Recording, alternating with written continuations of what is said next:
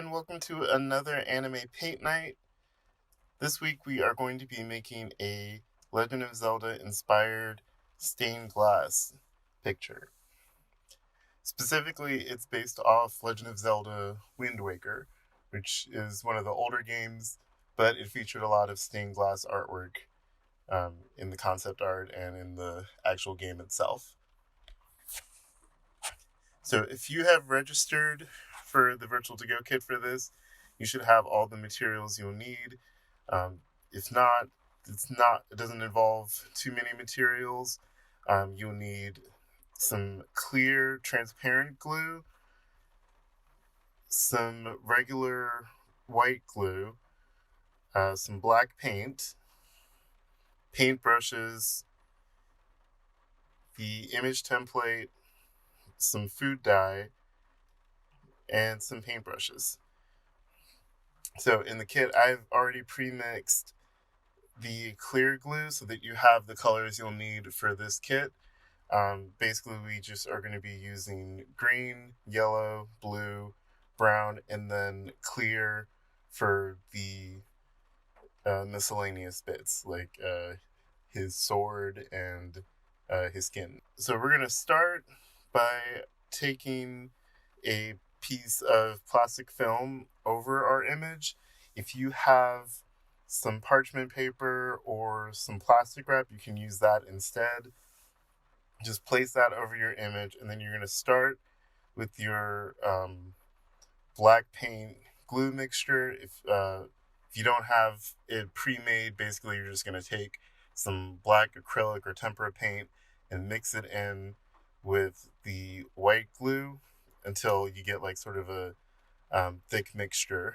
And then you're going to take your paintbrush and you're going to use that to create the outlines for this image. Basically, you're going to dip your paintbrush in like I'm doing, and then just slowly trace over the outlines of the image. I'm sort of going through and making thick outlines once it dries, because this is going to be the border of our image. I'm not doing the complete image that's in the template I gave you. Basically, I'm just going to be tracing over Link. So like I was saying, you would take your black paint glue mixture and you're going to use that to make the outlines. For like the outer outlines of Link and his sword, I tried to make the lines thicker as possible. And then after I did like the big outline, I went back with a smaller paintbrush and I used that to get like smaller details, like his eyes, his mouth, his nose, and also there's like little embellishments throughout the image, like little swirls on his boots, the little lines throughout his clothing, the swirl on his belt, little things like that. I tried to get with the smaller brush, so that it still, so you could still make out the detail and it wouldn't be as chunky looking. Once you've finished outlining everything, you're going to set this aside on a flat surface so that it doesn't drip or run. And you're going to let it sit for about 1 to 2 hours. It should dry relatively quickly, but it does take a little bit, so you're going to have to come back to this later on. So I have pre-made a second one to show you guys in the demonstration. This one I had made earlier, and now I'm gonna show you how I colored everything in. So the next thing we're gonna do is fill in our outline with the clear and colored glues. So if you don't have the kit and you're making the glue yourself, basically I took the clear transparent glue and I added 1 drop of food coloring to each and then mixed that in. For the brown, I mixed in red and green to get that color for his boots. So just 1 drop of each for that. And then you're going to take your bigger brush and you're going to use that to spread the clear glue across the surface of the image.